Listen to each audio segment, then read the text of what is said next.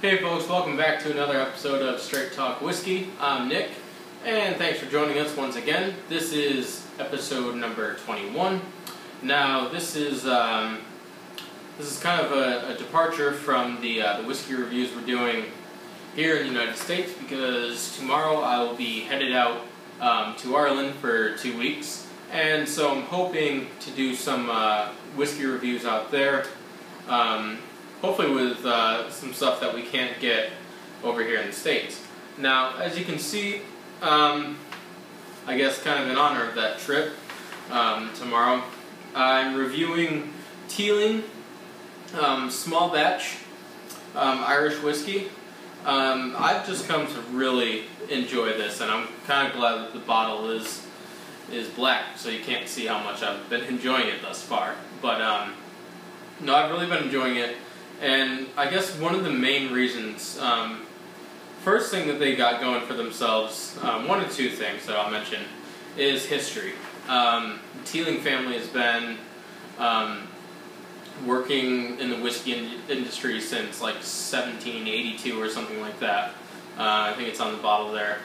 And also if you go to their website, and it's a great website, it's not trying to, constantly shout in your face marketing and all this kind of stuff, but serves more to tell you about the history, about the brand, the two brothers, Jack and Stephen Teeling, who are really spearheading kind of this new innovative look into Irish whiskey, recalling some of the traditional distilling methods of the past, and innovating with new and different things, such as here, which we'll get into. The maturation is quite unique for this.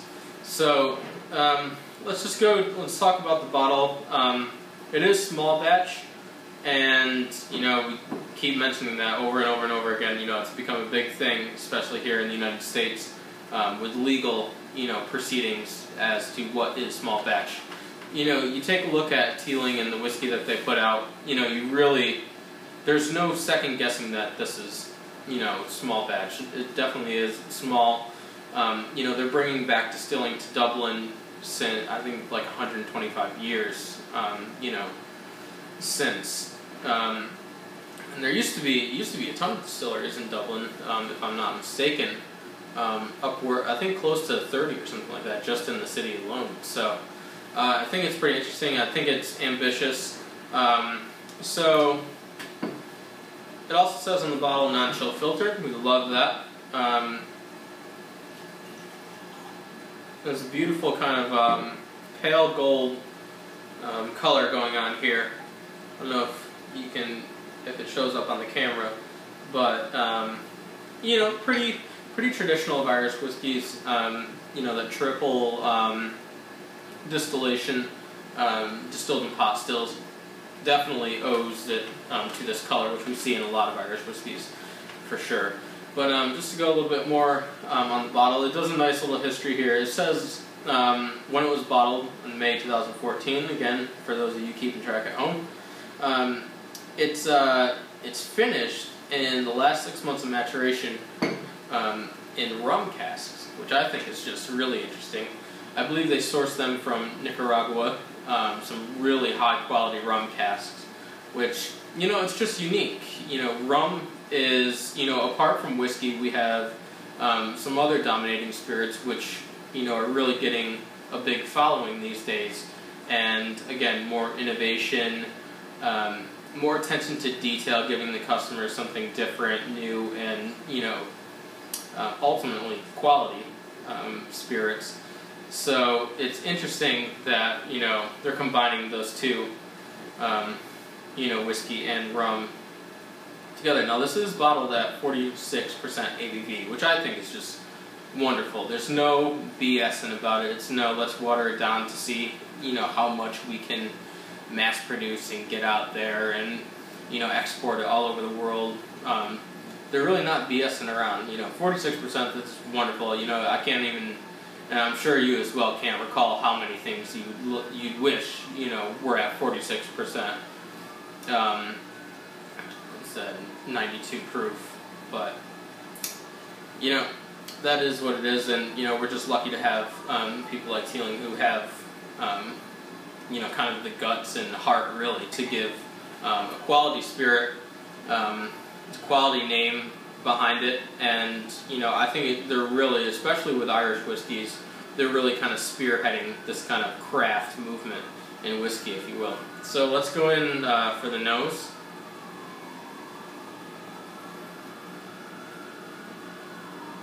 Now, before kind of I get the different scents and aromas that the rum brings, I really taste the wood influence going on there, and you know, I think it's, you know, it's wonderful. It's kind of got a slight toasty note to it. You can definitely tell the bourbon cask influence in there as well, but predominantly the wood smoke comes in there, and definitely the other side of the nosing. Just the aromas are kind of like you know, traditional Irish whiskey, those fruitier notes, but they have sort of this tropical sense to them, a little more exotic flavors. You know, definitely some honey in there. There's a slightly bitter and grassy kind of aroma going on there, but not overly so. It's kind of just a muted sense in the back of the nosing there. So let's go in for a taste.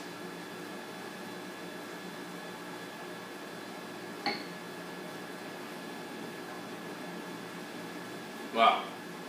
You know, it's so full-bodied, and it's kind of shocking in a way, because most Irish whiskeys that I've noticed is, you know, the Jamesons, the Bushmills, that sort of, they're flavorful, don't get me wrong, but it seems like they're just cleaner. Like they leave the palate quickly. There's not too lingering of a finish there. But with Teeling, what I get is, it's kind of like this nice little journey, kind of like you're taking a tour of a city or something, and you got different points to stop at, and each thing is unique and different in its own regard. But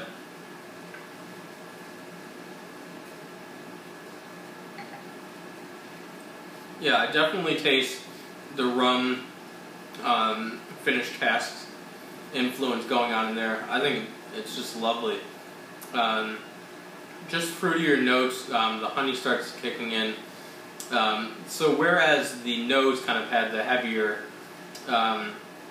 maturation, you know, the oak influences of the wood going on in there, this kind of is more at the end of the tasting experience rather than the beginning, like I said, with the nosing.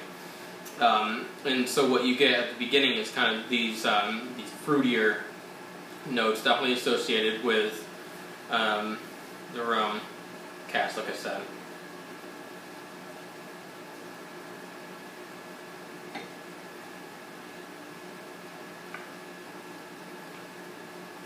You know, you want to talk about mouthfeel. You know, I mentioned the finish of other traditional Irish whiskeys being quick and crisp and clean. Not the case here, like I said, but the mouthfeel, it's almost kind of chewy in a sense. Kind of like the first few smacks you get at a good tropical gum, like what is it, like juju fruit or whatever the hell that is. You know, not like a minty gum or something like that, but one with kind of the more fruitier flavors in it.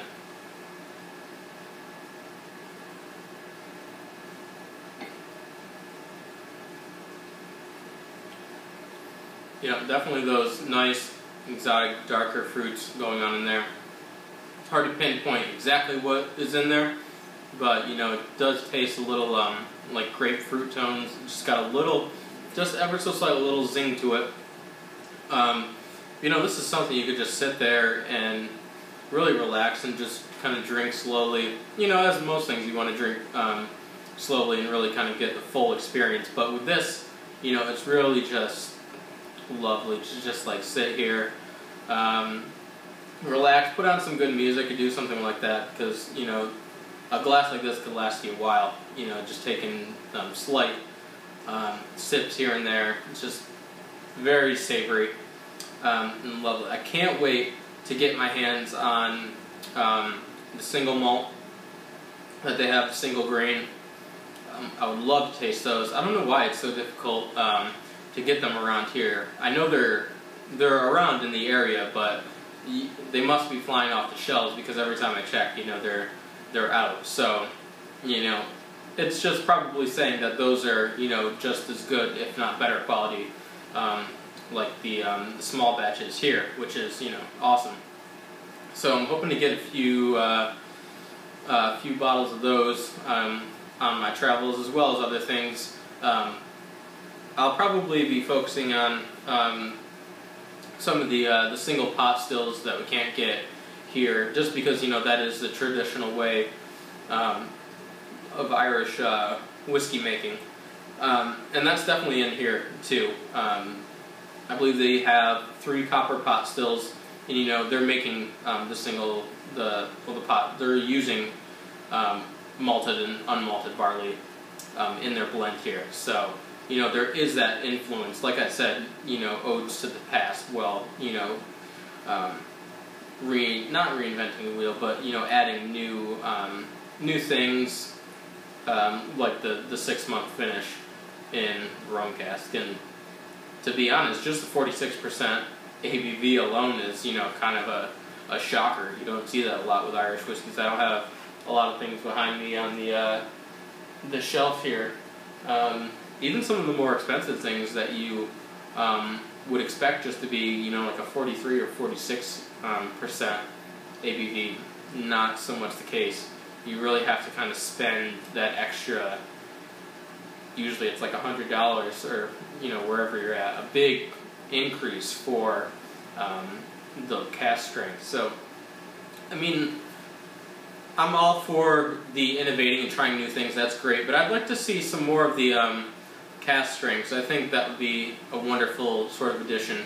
Let me know what you think. I know a lot of American whiskey and bourbon producers are starting to get out more of their cask strength, because people just want to see what it tastes like, when it's not, watered down. They want to see what it tastes like right out of the cask, and, if they want to add water to it, then they can. But the most important thing here is that people are becoming more educated about what they're drinking. It's not like earlier in the last century where people's taste, they wanted something a little bit not so strong, something palatable, something you can mix with cocktails and to make cocktails, and mix it with other things, soda,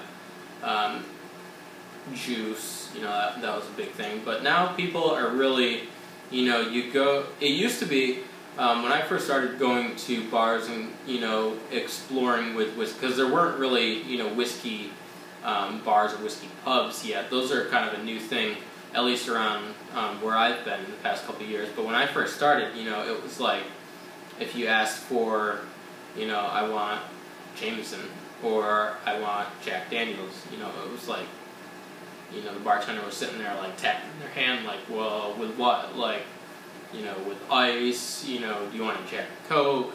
That sort of thing. So it's nice that nowadays you can say, you want, like the other day I walked into a place, I wanted to try Bullet Rye, and, they just gave me it, neat, like, should be the case. If I said I want a Bullet Rye with 2 ice cubes, and a splash of water, something like, Frank Sinatra would have ordered with Jack Daniels or something like that, I would have said so. But, so, anyway, the overlying point of that whole rant, just, people are becoming more educated about what they're drinking. It's not just, people aren't just doing it to get drunk, certainly there's people out there. We all know those people, or we've all been those people at some point in our lives. But, I'm glad to see things are changing. It's kind of like the craft beer boom, if you will, over the past decade, really, up till now, of just these craft breweries popping up.